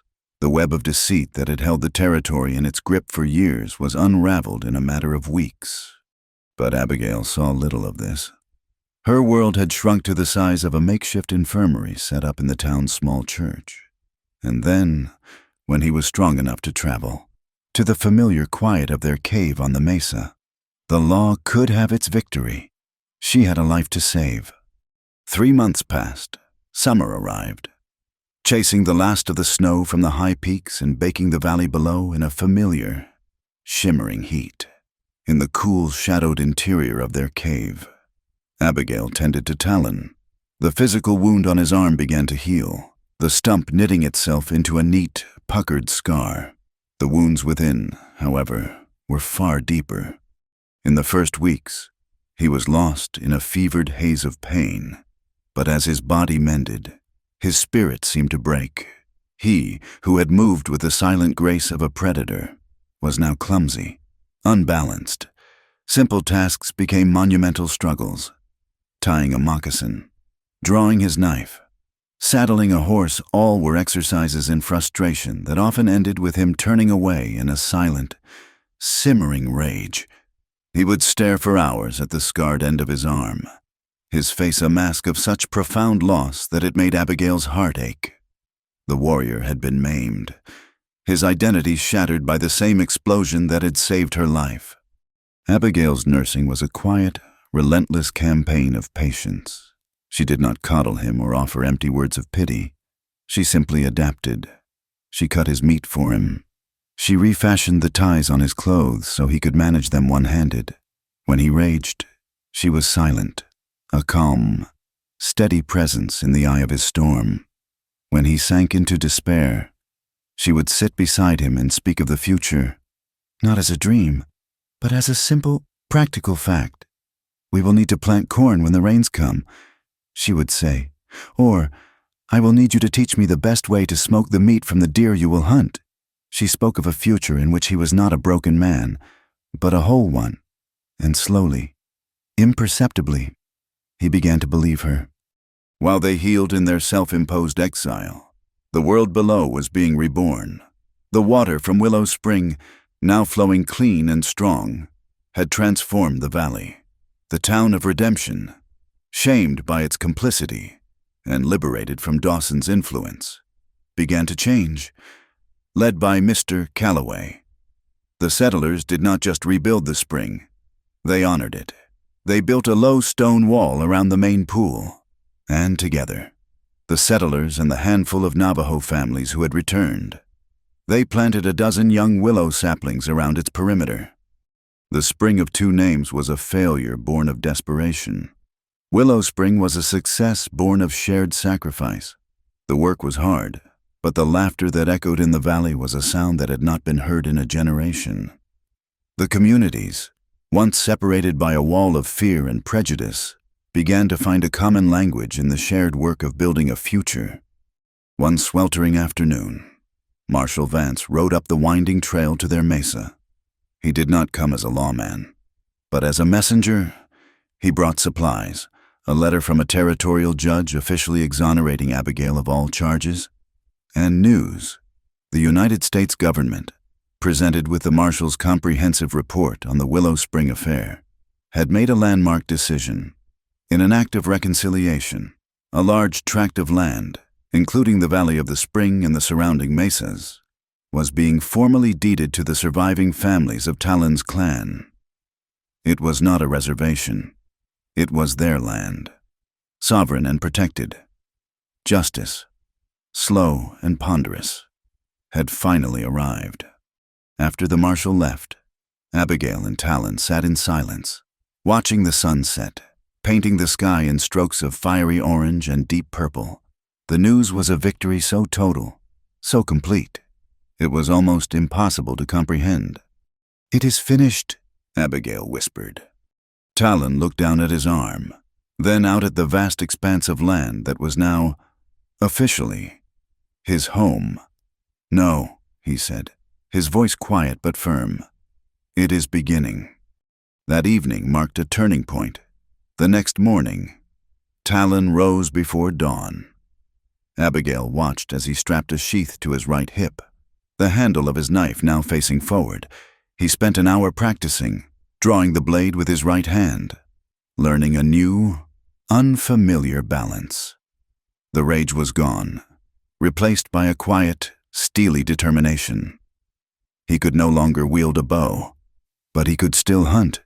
He could no longer be the warrior he was, but he could become the man he needed to be. His identity was not lost, only transformed. He was no longer just Talon, the reclusive warrior who guarded the past.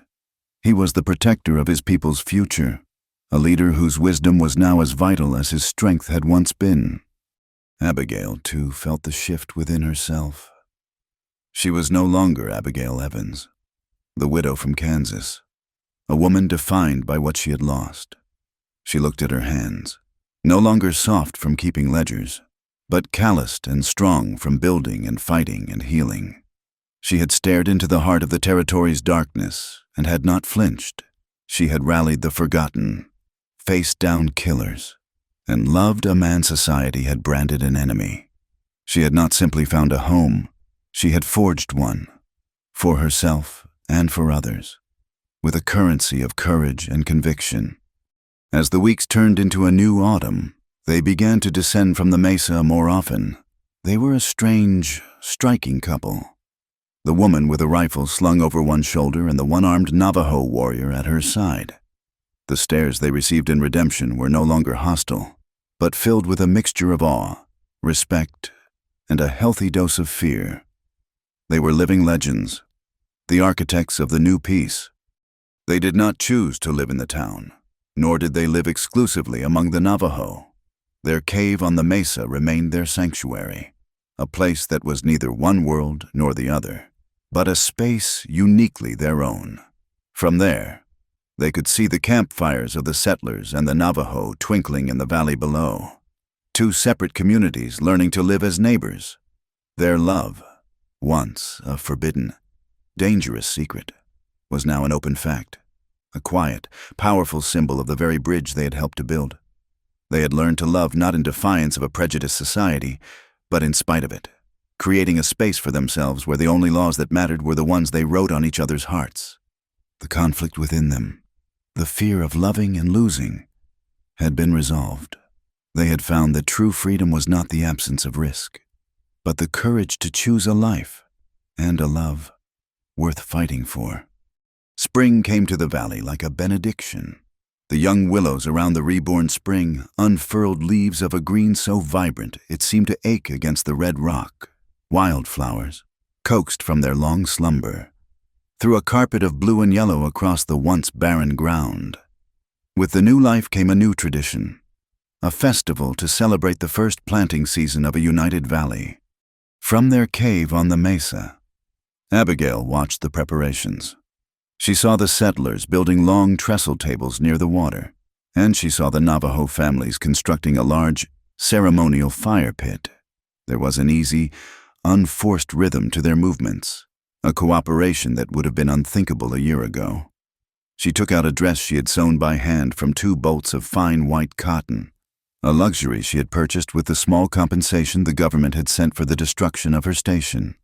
It was a simple dress, with no lace or adornment, but against the backdrop of her life, it felt as extravagant as a ball gown. As she dressed, she looked at her reflection in a small piece of polished silver. The woman looking back at her was a stranger. The last vestiges of the soft, grieving widow from Kansas were gone, burned away. In her place was a woman with a sun-darkened skin, eyes that held the vastness of the mesas, and a quiet strength that was rooted deep in her soul. As twilight settled, casting long, soft shadows across the land, she walked down the familiar path into the valley. The air was alive with the smell of roasting corn and juniper smoke, with the sound of a settler's fiddle weaving a cheerful reel around the steady, hypnotic beat of a Navajo drum. The two sounds did not compete but complemented each other, creating a new music for this new world. Children, a mix of pale and brown faces, chased each other in a laughing, shrieking pack, their game an indecipherable but joyous combination of rules from 2 cultures. She saw Mr. Calloway, his face healthier than she had ever seen it, sharing a clay pipe with Greyhorn. The 2 old men wreathed in smoke in a comfortable silence. No one stared at her with suspicion anymore. They nodded as she passed, their faces open with respect and a genuine warmth. She was not an outsider. She was a cornerstone. She walked toward the spring, drawn to the place where it had all begun and ended and begun again. The young willows, now nearly as tall as she was, whispered in the gentle evening breeze. The water in the main pool was as clear as glass, reflecting the first stars pricking the deep, velvety purple of the sky. This was her church, her sanctuary.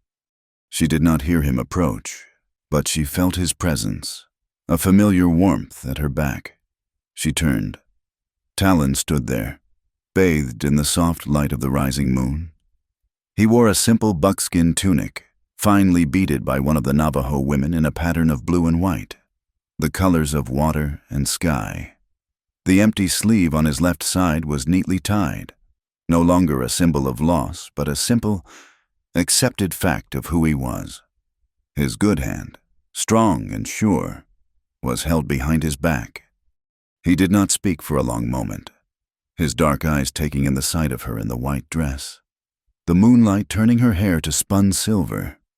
A slow, rare smile touched the corners of his mouth. He looked, she thought, at peace. The hunted warrior was gone, replaced by a leader whose authority came not from fear, but from a deep, unshakable serenity. He brought his hand from behind his back and held it out to her, his palm open. Lying on it was a small, simple ring. It was not made of gold or silver, but of dark, polished wood, its surface as smooth as a river stone. Carved into its circumference with painstaking detail was a single, slender branch, laden with long, weeping leaves. It was the wood of the black willow. He must have found a piece of one of the original roots, preserved deep in the earth, a relic of the spirit he had fought so hard to reclaim. Her breath caught in her throat. Her hand trembled as she reached out to touch it. It was more beautiful than any diamond, more precious than all the gold Dawson had tried to steal. It was a circle of history, of sacrifice, of a love that had literally moved the earth. He took her left hand and gently slid the wooden ring onto her fourth finger. It fit perfectly. He held her hand in his thumb stroking the back of her knuckles. "This is our water, our roots," he said, his voice a low, steady murmur that was nearly lost beneath the sound of the crickets and the distant music. The simple words held the weight of 1,000 unspoken vows. He was not asking her to marry him in the way her people understood it, with a preacher and a piece of paper. He was stating a fundamental truth, a law of nature. They were of this place. Their lives were now and forever intertwined with the fate of this spring, with the roots of this sacred tree, with each other. They were home. Tears welled in her eyes. But they were not tears of sorrow. They were tears of a joy so profound, so complete, it was almost a pain. She raised her other hand and touched his face, her fingers tracing the strong line of his jaw. She saw in his eyes a reflection of her own soul, a mirror of the long, hard road they had walked together. The old questions that had once haunted her, the whispers of her own conscience and the loud condemnations of the world, were gone. Is this wrong? The question felt like it belonged to another lifetime, to a person she no longer was, here in the moonlight, with his hand in hers and the song of the living water all around them. There was no right or wrong. There was only the powerful, undeniable truth of what they had become. There was only freedom and a trust so absolute it needed no words. She leaned in, and he met her halfway. Their kiss was not like the first one in the storm, born of shock and a dawning, dangerous curiosity. Nor was it like the second, in the canyon, a desperate, frantic affirmation of life in the face of death.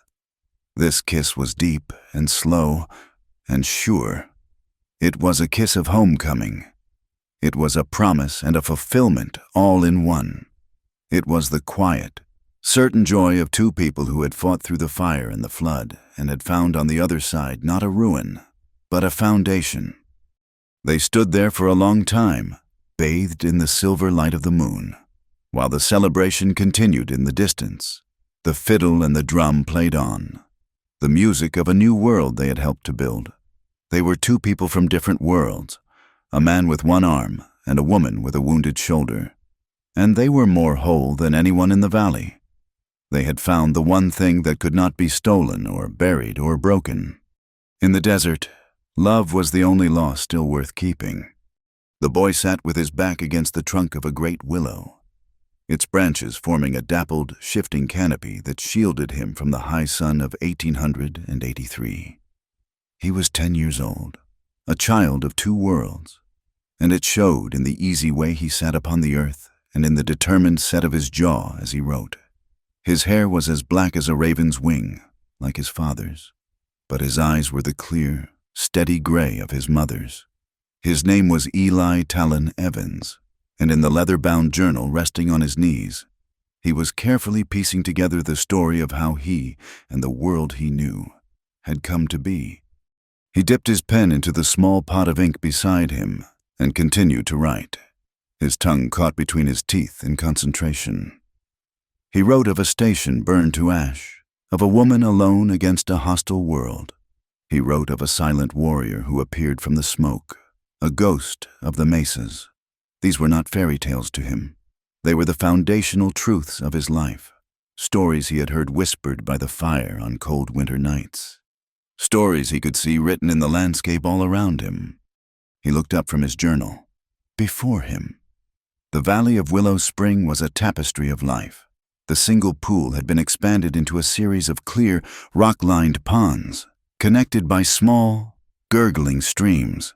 The dozen saplings planted a decade ago were now magnificent trees, their deep roots lacing through the banks, their leaves whispering in the constant, gentle breeze. A herd of sheep, belonging to the Calloway family, grazed peacefully on a green pasture that would have been impossible here 10 years ago. On the far side of the valley, the neat, tilled rows of a cornfield, tended by the Navajo, stretched toward the red cliffs. The town of Redemption was gone, not physically, but in name and in spirit. The new settlement, built around the spring, was simply called Willow Valley. It had no sheriff's office. It did not need one. Disputes were settled by a council of elders. a group that included Mr. Calloway, Old Greyhorn, and, when their wisdom was needed, his mother and father. He saw his father now, down by one of the lower ponds. Talon was with a group of boys, a mix of settler and Navajo children. He was teaching them how to read the tracks in the soft mud at the water's edge.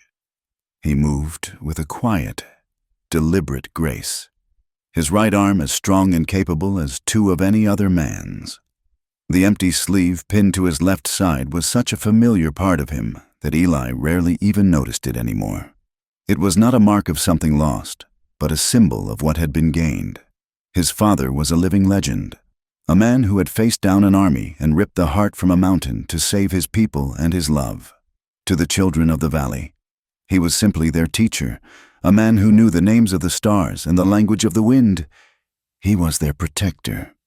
A little farther on, the new trading post stood, built of thick, sturdy cottonwood logs and river stone. His mother was there. He knew, going over the ledgers. The post was the hub of the valley, a place of commerce and community. His mother, Abigail, was its heart. She was the one who kept the records, who knew how much grain each family needed to last the winter, who taught letters to any child who wished to learn, who could speak in English to a settler and then turn and speak in the flowing rhythms of the Dine language to a Navajo woman without missing a beat. She was no longer a widow, or a fugitive, or a curiosity. She was a founder, a matriarch, her quiet strength the bedrock upon which this new world was built. Eli looked down at his own hands, one holding the pen, the other resting on the open page of the journal. He was a bridge between their two worlds, a living testament to their impossible love story. He had his mother's love of words and his father's deep connection to the land. Sometimes, he felt the pull between them, the desire to ride free in the mesas clashing with the quiet satisfaction of putting a story together, word by perfect word. But it was not a conflict, it was just who he was. He wrote about the battle in the canyon, a story that always made his heart beat faster. He imagined his mother, wounded, her white dress stained with red. He imagined his father, charging into a hail of bullets, a fierce, protective love driving him onward. He imagined the great explosion, the roar of the water bursting from its grave. He had stood on that spot. The scars were still there on the canyon walls, a permanent reminder of the violence of the valley's rebirth. But now, wildflowers grew in the cracks, and the water that flowed past was so clear you could count the pebbles on the bottom. The story was almost finished. He had chronicled the betrayals, the flights, the building of the Spring of Two Names, and its tragic end. He had written of the long winter on the mesa, the flash flood that had changed their fortunes, and the final, desperate confrontation. All that was left was the beginning of the peace. He heard footsteps on the soft grass behind him and smelled the familiar, comforting scent of soap and sun-dried cotton. "Writing again?" his mother asked. Her voice was the same, but different from the one he heard in the stories. The old steel was still there, but it was wrapped in a softness, a warmth that was reserved for him and for his father. She sat down beside him, her gray eyes smiling as she looked at the ink-stained pages. She placed a hand on his shoulder, and he leaned against her, on her finger. The simple, dark ring carved from the wood of the black willow was worn smooth with a decade of constant wear. "Are you writing the truth?" she asked, a playful note in her voice. "I am writing what you told me," he replied seriously, "and what your father told me, and what the Callaways told me, and what Greyhorn told me."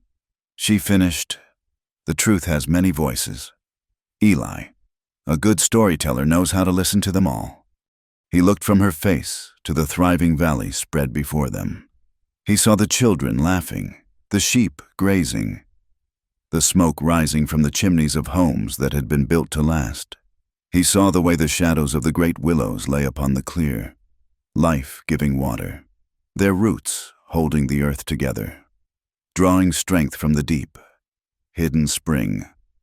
It all seemed so peaceful, so permanent. It was hard to imagine the blood and the fire. Was it very hard? He asked, his voice small. Were you scared? Abigail did not answer right away.